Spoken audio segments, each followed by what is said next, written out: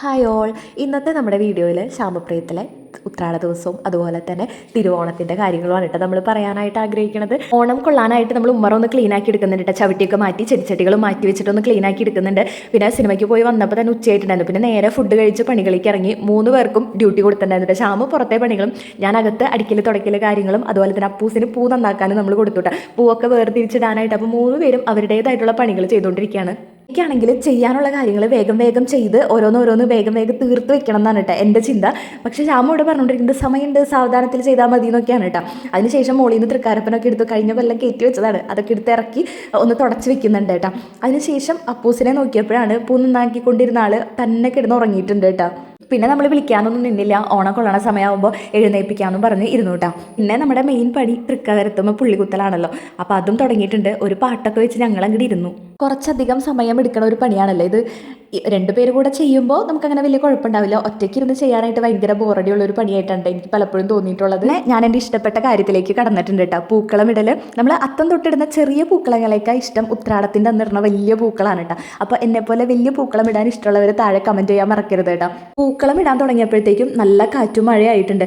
മഴ പെയ്ത് കഴിഞ്ഞാൽ നമ്മുടെ ഉമ്മറം അത്യാവശ്യം നനയുന്നുള്ളതുകൊണ്ട് തന്നെ ഒരു ഷീറ്റ് വലിച്ച് കിട്ടുന്നുണ്ട് കേട്ടോ. അച്ഛൻ വന്നതുകൊണ്ട് അച്ഛനും കൂടെ കൂടി എല്ലാ പ്രാവശ്യം അച്ഛൻ തലേ ദിവസം ഒന്ന് വന്ന് നോക്കട്ടെ എന്തൊക്കെയായി കാര്യങ്ങൾ എന്നൊക്കെ അറിയാൻ വേണ്ടിയിട്ട്. അത് കഴിഞ്ഞ് പൂക്കളമൊക്കെ ഇട്ടതിന് ശേഷമാണ് കേട്ടോ അപ്പൂസിനെ വിളിച്ച് എഴുന്നേൽപ്പിക്കുന്നത്.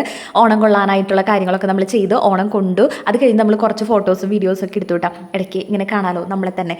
അങ്ങനെ അതെല്ലാം കഴിഞ്ഞതിന് ശേഷം പിന്നെ നമ്മൾ എടുക്കുന്നത് തിരുവോണ ദിവസത്തെ വീഡിയോ ആണ് കേട്ടോ.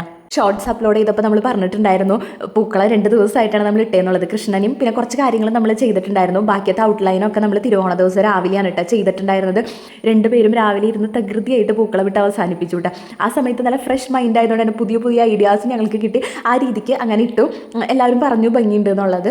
പിന്നെ നമ്മൾ നോക്കുന്നത് അടുക്കളയിലെ കാര്യങ്ങൾ നോക്കിയിട്ട് ഇപ്രാവശ്യം ഓണത്തിന് കൂടിയത് നമ്മുടെ വീട്ടിലായിരുന്നു കേട്ടോ. സാധാരണ നമ്മൾ തറവാട്ടിൽ നിന്ന് ഭക്ഷണം കഴിച്ച് അങ്ങനെ നേരെ എൻ്റെ വീട്ടിലേക്ക് പോകാറാണ് പതിവ്.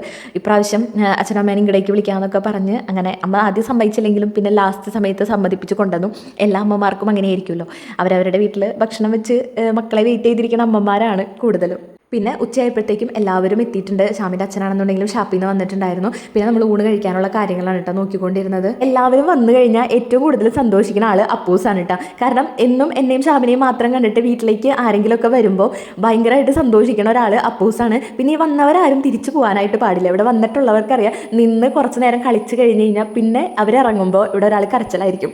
അങ്ങനെ അതെല്ലാ വിശേഷങ്ങളൊക്കെ പറഞ്ഞിരുന്നത് കളിയും ചിരിയൊക്കെ കഴിഞ്ഞ് നമ്മൾ നേരെ ഭക്ഷണം കഴിക്കാനായിട്ട് ഇരുന്നിട്ടുണ്ട്. എല്ലാ ഇലയും വിളമ്പി അതിനുശേഷമാണ് നമ്മൾ ഇരുന്നത്. എല്ലാവർക്കും ഒരുമിച്ചിരിക്കാമെന്നും പറഞ്ഞ് ഒറ്റ ടേബിളുമേ ഇലയൊക്കെ അഡ്ജസ്റ്റ് ചെയ്ത് ഞങ്ങളങ്ങനെ ഭക്ഷണം കഴിക്കാനിരുന്നു കേട്ടോ. പിന്നെ നമ്മുടെ സദ്യ വിഭവങ്ങൾ സാമ്പാർ, അവിയൽ, ക്യാബേജ്, ഉപ്പേരി, പപ്പടം, അങ്ങനത്തെ കാര്യങ്ങൾ. പിന്നെ ഞങ്ങൾ ഭംഗിക്കായിട്ട് പഴം വരെ എടുത്ത് വെച്ചിട്ടുണ്ടായിരുന്നു. പക്ഷെ ആരും കഴിച്ചൊന്നുമില്ല. എല്ലാവർക്കും സദ്യ കഴിച്ചപ്പോൾ തന്നെ വയറ് നിറഞ്ഞു. പിന്നെ ആർക്കും ഇപ്പോൾ പഴമൊന്നും വേണ്ടല്ലോ. അങ്ങനെ പിന്നെ ഈ വീഡിയോ എടുത്തുകൊണ്ടിരിക്കുന്നത് ശ്യാമായതുകൊണ്ട് തന്നെ ശ്യാമിൻ്റെ ചെടികളെയും കൂടെ ഇതിൽ ഉൾപ്പെടുത്തിയിട്ടുണ്ട് കേട്ടോ.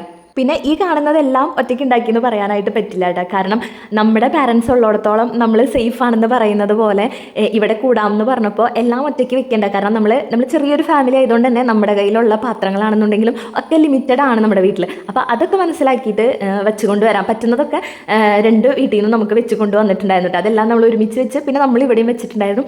അങ്ങനെയാണ് ഇത്രയധികം കറികളും ഒരു സദ്യയായിട്ട് ഞങ്ങൾ കഴിച്ചത് കേട്ടോ. പായസം നമ്മൾ വാങ്ങിക്കാണ് കേട്ടോ ചെയ്തത്. പാലട വാങ്ങിക്കായിരുന്നു ചെയ്തത്. അങ്ങനെ നമ്മൾ സദ്യയൊക്കെ കഴിച്ച് ഓരോരുത്തർ ഓരോ സൈഡിലായി പോയി കിടന്നു കേട്ടോ. അങ്ങനെ നമ്മുടെ ഓണം 2K26 നമ്മൾ സന്തോഷത്തോടും സമാധാനത്തോടും കൂടെ ആഘോഷിച്ചിട്ടുണ്ട് കേട്ടോ. നിങ്ങളും അങ്ങനെ ആഘോഷിച്ചിട്ടുണ്ടാവുമെന്ന് വിശ്വസിക്കുകയാണ്. ഇനി നമ്മുടെ നോർമൽ ഡെയിലി വ്ളോഗ്സുമായിട്ട് നമുക്ക് കാണാം. അതുവരെ വീണ്ടും ഓണാശംസകൾ പറഞ്ഞുകൊണ്ട് ബൈ.